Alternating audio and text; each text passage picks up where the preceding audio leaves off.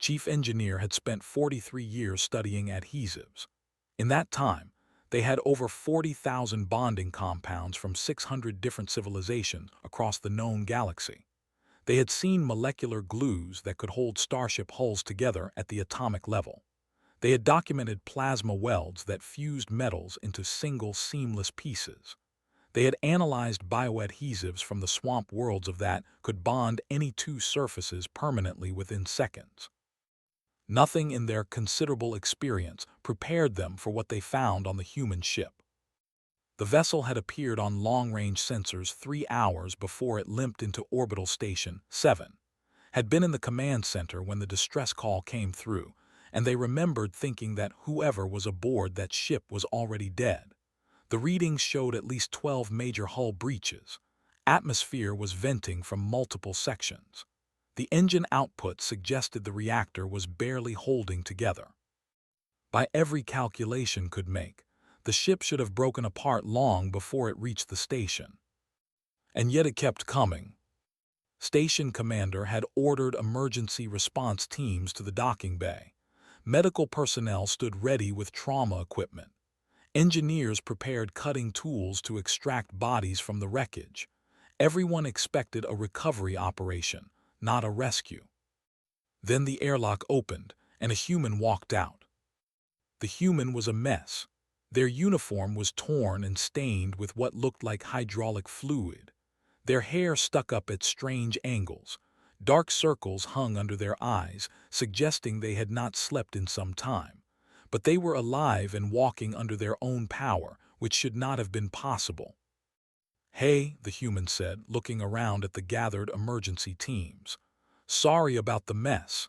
Anyone know where I can get some coffee? It's been a really long week." The human's name was Martinez, and she was the sole crew member of a small cargo hauler called the Wandering Mule. She explained, in between gulps of the bitter stimulant drink that humans seemed to require for basic function, that she had been caught in an asteroid storm 3 systems away. The rocks had torn through her ship's hull in multiple places. Her emergency repair systems had failed within the first hour. She had been 7 days from the nearest station with a ship that was, by her own admission, mostly holes at that point. Listen to this explanation with growing confusion. 7 days in hard vacuum with 12 hull breaches. The math did not work. No emergency foam could maintain seal integrity for that long.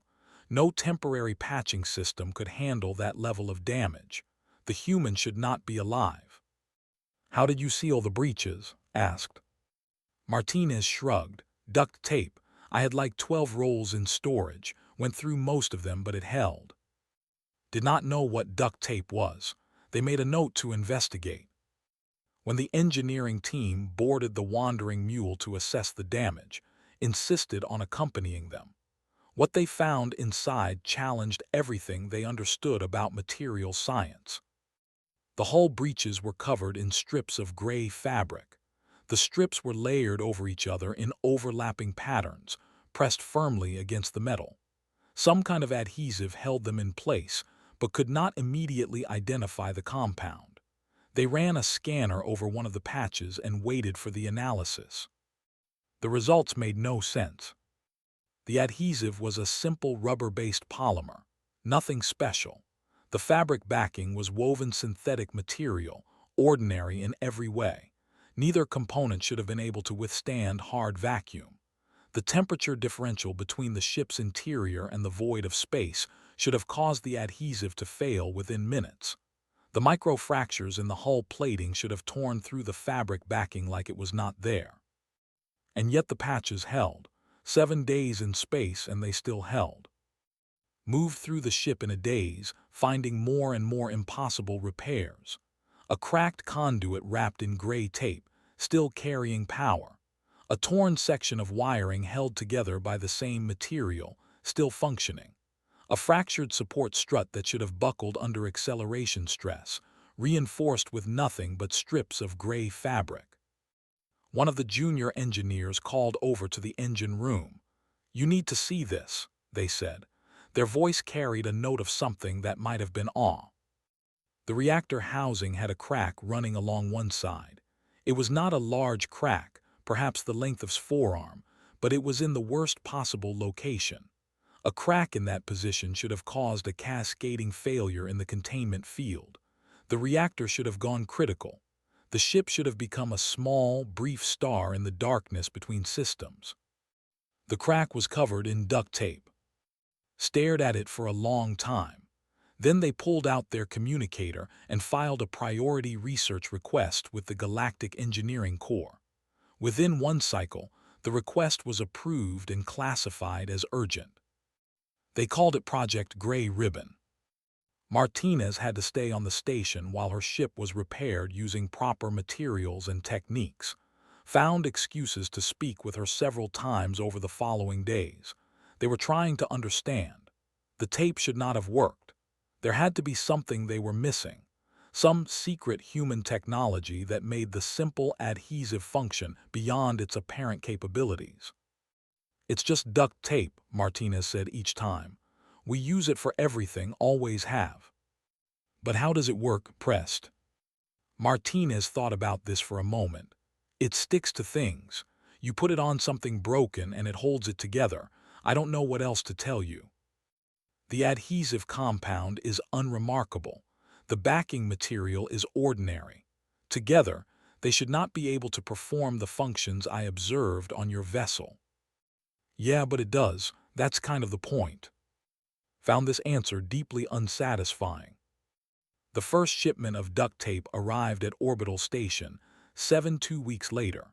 Had requested samples from multiple human suppliers to ensure a representative cross-section of the product. The rolls arrived in a crate that seemed much too small to contain anything of significance. When opened the crate, they found 12 rolls of gray tape, each one identical to the next. There was a simple label on each roll that read industrial-grade duct tape and listed the manufacturer. No special handling instructions, no warnings about unique properties, nothing to suggest that this was anything other than a mundane consumer product. Picked up one of the rolls and turned it over in their appendages. It was light. The adhesive had a faint chemical smell that their olfactory sensors found unremarkable. The fabric backing felt rough and flexible. This was the material that had held a dying ship together across 7 days of hard vacuum. This ordinary, unremarkable tape. Set the roll down and began drafting the research protocol for Project Gray Ribbon. They would apply every test they knew. They would subject the tape to conditions that would destroy any known adhesive. They would find the secret. They were certain there had to be a secret. Looking back on this moment later, would recognize it as the beginning of something they had not anticipated. They had expected to find a scientific explanation. Instead, they would find something else entirely. Something that challenged not just their understanding of material science, but their understanding of humans themselves. But that was still to come. For now, simply stared at the rolls of gray tape and wondered what secrets they contained. In a repair bay on the other side of the station, Martinez was watching technicians install a new hull section on her ship. Proper repairs, with proper materials, performed by proper engineers. Her ship would be stronger than ever when they finished. But in her personal locker, she still had 2 rolls of duct tape left over from her supply. She had no intention of giving them up. You never knew when you might need to hold the universe together with nothing but fabric and adhesive, and the stubborn refusal to accept that something could not be done. That, as she would later explain to the very confused alien researchers, was the whole point. Dr. Ka had spent her entire career in the pursuit of precision. 40 years in the materials science division of the Galactic Engineering Corps had taught her that everything in the universe operated according to measurable rules. Every adhesive had optimal performance parameters. Every bonding compound could be defined by tensile strength, thermal tolerance, and shear resistance. The universe was orderly, predictable, and understandable if one simply applied the correct methodology. The duct tape broke her. Not immediately, of course. At first, Ka approached Project Gray Ribbon with the same rigorous skepticism she applied to all her research. Primitive species often mythologized their technology. Humans were young in galactic terms, barely spacefaring for 2 centuries. Whatever their gray adhesive tape actually was, it would prove to be nothing special under controlled laboratory conditions. She was certain of this. The first battery of tests began on a quiet morning in Research Lab 7. Ka had assembled a team of 12 specialists, each one an expert in their field. They had prepared testing apparatus that could measure forces down to the molecular level. Everything was ready to expose the duct tape for what it truly was, an ordinary adhesive that humans had simply gotten lucky with. The vacuum test came first. Ka applied a strip of tape to a small hull plate with a manufactured breach. She placed the plate in a vacuum chamber and began the extraction process. As the air pressure dropped, she watched the readouts carefully, waiting for the moment when the adhesive would fail. The chamber reached hard vacuum, the tape held. Ka increased the duration, 1 hour, then 2, then 6. The tape continued to hold. The adhesive showed no signs of degradation. The seal remained intact. She checked her equipment. Everything was functioning correctly. She ran the test again with a fresh sample, the same result. This was unexpected, but not inexplicable. Perhaps the adhesive had unique vacuum resistance properties that had not been obvious from the initial analysis. Ka made notes and moved on to thermal testing. The results were worse. She subjected the tape to temperature extremes that would have destroyed any known adhesive compound. She flash-heated samples to temperatures that should have vaporized the rubber polymer. She froze samples to near absolute zero. In every case, the tape maintained its structural integrity. The adhesive continued to function. When she attempted to measure the tensile strength of the tape, the testing apparatus failed before the tape did. The mechanical arm designed to pull materials apart until they broke simply could not generate enough force. Ka stared at the broken machine for a long time, trying to process what she was seeing. "Run the analysis again," she told her team. "There must be an error." There was no error. Over the following weeks, Ka expanded the scope of her testing. She brought in more researchers. She requisitioned additional equipment. She applied duct tape to fractured hull plating, severed power conduits, ruptured coolant lines, and cracked viewport glass. In every single case, the gray strips held. A junior technician named accidentally tore their pressure suit during an EVA training drill. Before the emergency team could respond, the human observer who had been assigned to the project simply pulled out a roll of tape and wrapped several strips around the breach. The seal lasted 6 hours, far longer than any emergency patch system in the core inventory. Ka added this incident to her growing file of impossible results. The breakthrough, if it could be called that, came during an informal observation session. Ka had requested that the human consultant demonstrate proper application techniques for the research team. She expected to learn some secret methodology, some precise formula for calculating adhesive coverage and stress distribution. The human, a cheerful engineer named, simply tore off a strip of tape and stuck it to the practice surface. "That's it?" Ka asked. "Pretty much, yeah." Tore off another strip and added it to the first. "You want to overlap the edges a bit so there aren't any gaps, and you want to press it down firmly so it really sticks, but that's basically the whole technique." "How do you calculate the optimal coverage area?" Shrugged. "You don't really calculate it. You just keep adding tape until it looks right." "Until it looks right," Ka repeated slowly. "Yeah, you kind of develop a feel for it over time. My grandfather used to say that duct tape was proof that humans are too stubborn to let things stay broken. If something breaks, you just tape it until it works again." Ka did not find this explanation scientifically satisfying, but she noted it in her report nonetheless, because she was beginning to suspect that scientific satisfaction was not the point. The pattern became clearer as she interviewed more humans about their adhesive tape. None of them could explain why it worked. None of them seemed particularly interested in the question. To them, the tape was simply a tool that did what it was supposed to do. The idea that it should not work according to material science principles did not concern them. But the adhesive compound is unremarkable, Ka insisted during one interview. The backing material is ordinary synthetic fabric. The combination should not be capable of the performance levels we have observed. The human she was speaking with, a maintenance worker from a cargo vessel, just smiled. Yeah, but have you tried telling the tape that? Ka had not tried telling the tape anything. The suggestion seemed absurd. And yet, the more she studied human application methods, the more she noticed something strange. Humans talked to the tape while they used it. Not formal communication, nothing that would register as intentional speech in most analysis frameworks, but small utterances, muttered under the breath as they pressed strips into place. Things like "come on, hold together," and "don't you dare let go and just stay put, you stubborn thing." They applied the tape with focus and intention, as if the act of sticking it to a broken surface was a negotiation rather than a mechanical process. When Ka pointed this out too, the human laughed. "Oh yeah, you always have to encourage the tape. My grandmother used to say that duct tape could sense fear. If you go in doubting that it'll work, it won't.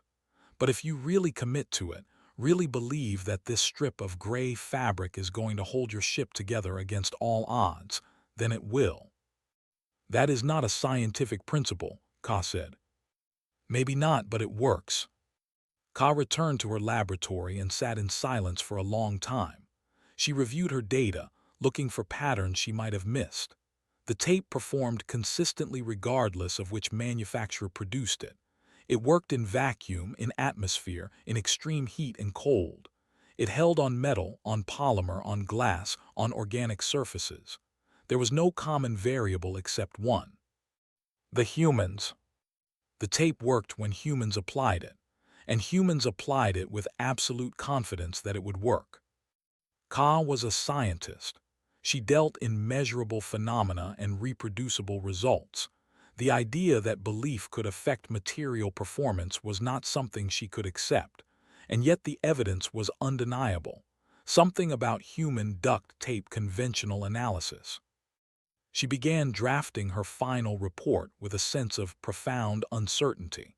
The oversight committee would not like her conclusions. Chief engineer would find them unsatisfying. The entire Galactic Engineering Corps would probably dismiss her findings as the result of flawed methodology. But Ka had spent 40 years pursuing truth. She could not in good conscience present anything less than what she had observed. The report ran to 1,200 pages. It documented every test, every result, every interview, every anomalous observation. But the conclusion could be summarized in a single paragraph. Human duct tape worked because humans believed it would work, and then they made it work through sheer application of stubborn will. This was not a scientific finding in any traditional sense. It could not be. It could not be replicated in a manufacturing process. It could not be taught to other species who lacked the peculiar human capacity for ignoring impossible odds. And yet it was true. Ka submitted her report and waited for the response. Whatever came next, she knew that her understanding of the universe had fundamentally changed. The rules she had spent her life learning were not as absolute as she had believed. There were forces in the cosmos that could not be measured in a laboratory. Somewhere in the depths of human nature, there was a power that could hold broken things together through nothing but fabric and adhesive, and the absolute refusal to accept defeat. She did not understand it. She was not sure she ever would. But after 40 years of certainty, Ka found herself oddly comfortable with the mystery. Some things, it seemed, were not meant to be explained, only accepted. The Oversight Committee met in the Grand Chamber of the Galactic Engineering Corps headquarters on the third day of the new cycle.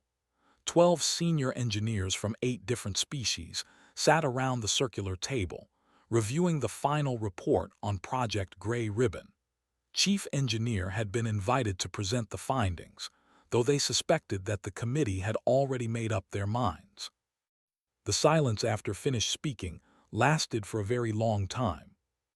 "Let me make sure I understand," said Counselor, a precise and careful who had served on the Oversight Committee for 20 years. "You are suggesting that this human adhesive works because humans believe it will work, and that this belief somehow enhances its material properties." "I am not suggesting this," replied carefully. "I am reporting it. The data supports no other conclusion." "The data is clearly flawed," said Counselor, whose species prided themselves on logical thinking above all else. "Belief is not a measurable variable. It cannot affect physical properties. There must be some contaminating factor in your experimental methodology." We considered that possibility. We had non-human researchers apply the tape using identical techniques. The results were inconsistent. The tape held sometimes and failed other times, with no predictable pattern. Only when humans applied the tape did we observe consistent success. "Then the humans are using some technique they are not disclosing." "We observed them very carefully. We recorded every application. We analyzed their movements, their pressure, their timing. There was nothing special about their physical methodology. The only consistent variable was their attitude. They believed the tape would work, and it did." Counselors shook their heads slowly. "This cannot be accepted as a scientific finding. The implications are too problematic. If we acknowledge that human belief can affect material performance, we undermine the foundations of engineering itself." "I am aware of the implications," said. "I find them equally troubling, but I cannot in good conscience present conclusions that contradict the evidence." The debate continued for hours. Some counselors wanted to reject the report entirely. Others suggested that it be classified and buried in the archives. A few, was interested to note, seemed genuinely fascinated by the findings and wanted to explore them further. In the end, pragmatism won the argument. It was Counselor, an old who had spent decades in field operations, who made the decisive point. "We can argue about the science forever," they said, "but the practical reality is this. Human ships held together with duct tape are surviving situations that should destroy them. Human colonies are patching critical systems with gray strips and continuing to function. Just last cycle, a human cargo vessel survived a pirate attack by duct tapping their reactor core back together and ramming the enemy ship. These are facts, not theories." The chamber fell silent again. "We have two choices," continued. "We can dismiss the findings and continue designing ships according to proper specifications, or we can adapt. We can accept that the humans have discovered something we do not understand and find ways to use it." "You are suggesting we embrace superstition," objected. "I am suggesting we embrace effectiveness. Call it whatever you want. But when human duct tape holds better than our emergency foam, I want to know why. And if we cannot understand why, I at least want to have some of the tape on hand." The vote was close, 7-5 in favor of integration. The Galactic Engineering Corps began including duct tape in emergency supply kits across the fleet. The decision was controversial. Many engineers objected to the inclusion of what they called a primitive and unscientific material, but the orders came from the highest levels, and objections were overruled. The next challenge was training. How could non-human engineers be taught to use a material that apparently required human belief to function? The Corps hired human consultants, a lot of them, who had worked with Dr. Ka during the original research, became the lead instructor for a new course in the Engineering Academy curriculum. She called it Improvisational Repair Methods, but everyone knew what it was really about. Attended the first lecture. The classroom was filled with students from 17 different species, all looking at the human instructor with expressions ranging from confusion to skepticism. stood at the front of the room with a roll of duct tape in one hand and a cracked section of hull plating in the other. "Okay," she said. "First thing you need to understand is that this tape doesn't care about your theories. It doesn't care about tensile strength calculations or adhesive performance parameters. It only cares about one thing. Do you believe it's going to work?" A student raised a tentacle. "How can an adhesive compound have opinions about anything?" "It can't, technically, but humans have been using this stuff for centuries, and we've learned something important. The tape responds to confidence. If you apply it while thinking this will never hold, it probably won't. But if you apply it while thinking I am going to make this work no matter what, it usually does." "That makes no logical sense," they said. "I know, do it anyway." The training was slow and frustrating. Many students struggled with the concept. They were engineers, trained to rely on calculations and specifications. The idea of believing a repair into existence was foreign to everything they had learned. But some of them got it. Watched as a young student, after 17 failed attempts, finally managed to seal a pressure breach with tape. The student had been growing increasingly frustrated, muttering under their breath. Then something had changed. They had taken a deep breath, pressed the tape into place with absolute certainty, and it had held. "What did you do differently?" asked afterward. The student thought about it. "I stopped trying to make it work according to theory. I just decided that it was going to work, and then it did." "How does that feel?" "Terrifying and wonderful. I think I understand now why humans are the way they are." Word spread through the fleet. Crews who had initially resisted the new emergency supplies began experimenting with them. Some had success. Some did not. But the reports of impossible repairs started coming in with increasing frequency. A vessel suffered a critical engine failure 4 days from the nearest station. The engineering team, led by a chief who had studied under herself, sealed the damage with duct tape and nursed the ship home. A colony on a remote world lost their atmospheric processor to a manufacturing defect. They did not have replacement parts. They did have 6 rolls of gray tape that a human trader had left behind. The processor was still running 3 months later. A mixed-species crew faced a pirate ambush that should have destroyed their ship. Their weapons were disabled, their engines were failing, their hull was compromised in multiple places. The human crew members broke out the tape, made repairs that should have been impossible, and escaped while the pirates were still trying to understand how their prey had survived. Collected these stories in a personal log. They had been an engineer for 43 years. They had spent their career believing in rules and specifications and proper methodology, and now they were documenting miracles performed with fabric and adhesive. They did not understand it. They suspected they never would. But understanding, they were beginning to realize, was not the point. On the anniversary of Project Gray Ribbon's final report, requisitioned their first personal roll of duct tape. They kept it in their quarters, not because they expected to use it, but because they wanted a reminder of what they had learned. The universe was not as orderly as they had believed. Rules could be broken. Specifications could be exceeded. The impossible could be achieved through nothing more than stubborn refusal to accept defeat. Humans had known this all along. They had encoded it into a simple product, a gray roll of tape that cost almost nothing and could do almost anything. They had spread across the galaxy, holding their ships and stations and colonies together with belief made physical. Looked at the roll of tape sitting on their desk. It was light. It was ordinary. It was absolutely unremarkable in every measurable way. And it was proof that the universe was bigger and stranger, and more wonderful than any engineer had ever imagined. They picked up the roll and held it for a moment, feeling the weight of everything it represented. Then they put it back on the shelf and returned to their work.